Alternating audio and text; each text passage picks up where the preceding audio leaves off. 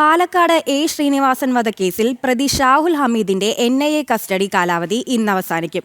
വിശദമായ ചോദ്യം ചെയ്യലിൽ തിങ്കളാഴ്ചയാണ് ഷാഹുലിന്റെ കസ്റ്റഡിയിൽ വാങ്ങിയത്. വിദേശത്തേക്ക് കടക്കാൻ സഹായിച്ച PFI നേതാക്കളുടെ വിവരങ്ങൾ പ്രതി NIAക്ക് കൈമാറിയിരുന്നു. PFI രാജ്യവിരുദ്ധ കേസ് പാലക്കാട് എ ശ്രീനിവാസൻ വധക്കേസുകളിൽ 50-ാം പ്രതിയാണ് ഷാഹുൽ ഹമീദ്. 2 കേസുകളും ഒരുമിച്ചാണ് ദേശീയ അന്വേഷണ ഏജൻസി അന്വേഷിച്ചത്. ഷാഹുൽ ഹമീദിനെ 5 ദിവസത്തേക്കായിരുന്നു കസ്റ്റഡിയിൽ വിട്ടത്. 3 വർഷം പ്രതി ഒളിവിൽ കഴിഞ്ഞതിന്റെ അടക്കം വിവരങ്ങൾ ശേഖരിക്കണമെന്ന് NIA കോടതിയെ അറിയിച്ചിരുന്നു. കൊലപാതകത്തിന് മുമ്പും ശേഷവും ഷാഹുൽ രഹസ്യ ഡീറ്റെയിൽ ഗഡ്ജറ്റിന്റെ സഹായത്തോടെ സോഷ്യൽ മീഡിയ ഉപയോഗിച്ചതായി കണ്ടെത്തിയിരുന്നു. ഇയാളുടെ പക്കൽ നിന്ന് പിടിച്ചെടുത്ത ഡിജിറ്റൽ ഉപകരണങ്ങൾ വിശദമായ പരിശോധനയ്ക്കായി ഹൈദരാബാദ് CSFL ലാബിലേക്ക് അയച്ചിരിക്കുകയാണ്. കൊലപാതകത്തിന് ശേഷം ഒമാനിലേക്ക് കടന്ന ഷാഹുൽ ഹമീദ് 3 വർഷത്തോളം ഒളിവിലായിരുന്നു. ഒമാനിലേക്ക് കടന്ന പ്രതിയെ ഇന്റർപോൾ സഹായത്തോടെയാണ് NIA കസ്റ്റഡിയിലെടുത്തിരുന്നത്.